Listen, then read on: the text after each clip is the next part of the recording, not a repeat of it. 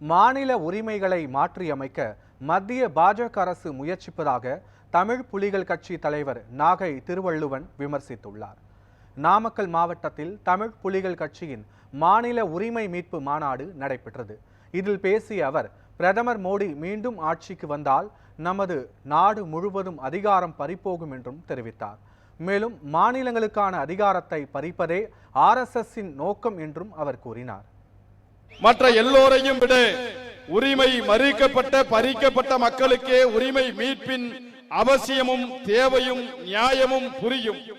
அதிலும் குறிப்பாக தமிழ் புலிகள் கட்சி திராவிட இயக்கத்தின் அடிப்படை கோட்பாடுகளை, சமத்துவம், சமூக நீதி, சுயமரியாதை சிந்தனைகளை அடியொட்டி பயணிக்கிற ஒரு இயக்கமாக களமாடிக்கொண்டிருக்கிறது. நீதி கட்சி காலத்தில் இருந்தே திராவிட இயக்கத்தினுடைய அடிப்படை கொள்கை என்பது எல்லோருக்கும் எல்லாம் என்பதுதான். உரிமை மறுக்கப்பட்ட அனைத்து தரப்பு மக்களுக்காகவும் களத்தில் குரல் கொடுத்துக் கொண்டிருக்கிற ஆட்சியில் சட்டமியற்ற இயக்கமாகவே திராவிட இயக்கம் இருந்து வந்திருக்கிறது.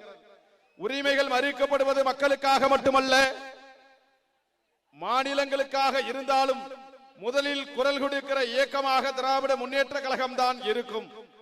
மாநிலங்களே இல்லாத இந்தியாவை உருவாக்கிவிட வேண்டும் என்று பகல் கனவு கண்டு பாதகமான சட்டங்களை ஏற்றிக்கொண்டிருக்கும் பாசிச பாஜகவினுடைய கொடுங்கோல் ஆட்சிதான் பல மாநிலங்களுடைய அரசியல் கட்சிகளுக்கு மாநில உரிமை அவசியத்தை உணர்த்தி இருக்கிறது.